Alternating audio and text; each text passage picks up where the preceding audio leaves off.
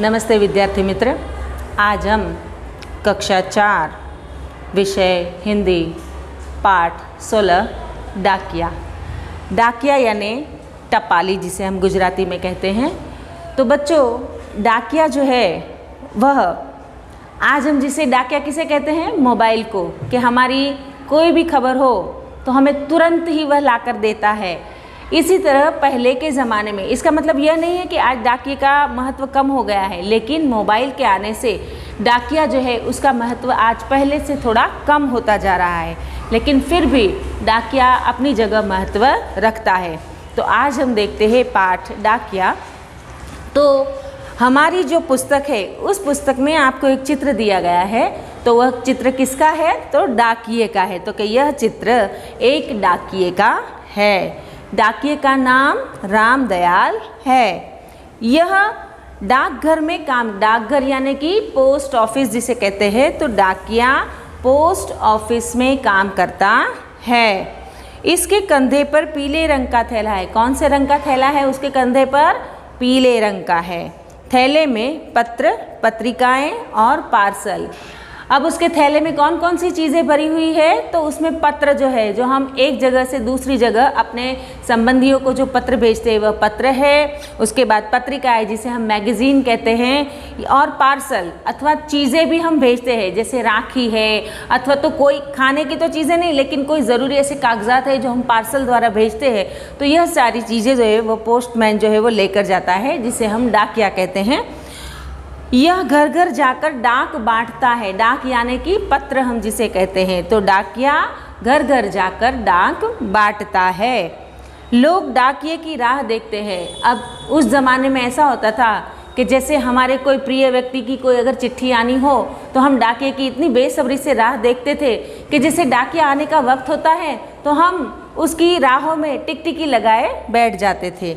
डाकिया हम सबका मित्र है। हमारा मित्र कौन है? आज हमारा मित्र कौन है? मोबाइल है। हम मोबाइल को एक मिनट भी हाथ से छूटने नहीं देते। उसी तरह से उस ज़माने में भी डाकिया जो है वह हमारा मित्र कहलाता था। वह समाज का सच्चा सेवक है। समाज का सच्चा सेवक कहलाता है। क्यों? क्योंकि वह निस्वार्थ भाव से सबकी सेवा करता है। तो बच्चों, यह था हमारा पाठ डाकिया।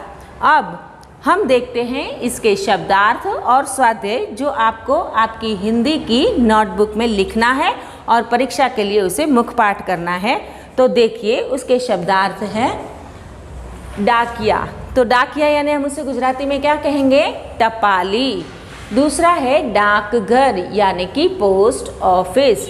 तीसरा है पत्रिकाएं यानी कि सामायिक अथवा तो मैगज़ीन। उसके बाद है डाक यानी टपाल जिसे हम चिट्ठी कहते हैं। कंधा यानी कि खभो, गुजराती में खभो कहते हैं। थैला यानी कि जो डाकिया अपने खंभे पर लटकाए हुए जो थैला लेकर आता है वह। राह देखना यानी कि उसकी राह जोवी, गुजराती में कहते हैं राह जोवी। तो यह थे उसके शब्दार्थ।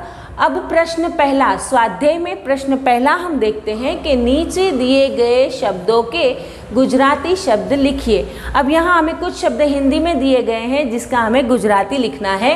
तो डाकिया यानी क्या कहा मैंने आपको? टपाली। दूसरा है थैला यानी थैलो। डाक का मतलब होता है टपाल। उसके बाद है कंधा यानी कि खभो। उसके बाद है डाकघर यानी पोस्ट ऑफिस। राह देखना, राह जोवी। तो यह थे कुछ हिंदी शब्द जिसके हमने गुजराती में भाषांतर किए। अब प्रश्न दूसरा है कि निम्नलिखित प्रश्नों के उत्तर लिखो। अब इस प्रश्न के उत्तर आपको किसके आधार पर लिखना है? तो कि हमने जो पाठ सीखा है उस पाठ के आधार पर आपको इस प्रश्न के उत्तर लिखना है। तो हमारा पहला प्रश्न यह है कि डाकिये का नाम क्या है? तो क्या है इस पाठ में हमारे डाकिये का नाम? तो डाकिये का नाम रामदयाल है। दूसरा प्रश्न है डाकिया कहाँ काम करता है? तो डाकिया डाकघर यानी कि हमारे पाठ में उसके लिए एक शब्द दिया गया है पोस्ट ऑफिस। तो डाकघर में काम करता है। तीसरा प्रश्न है कि डाकिये के थैले में क्या क्या है? उसके थैले में वो क्या क्या लेकर जाता है?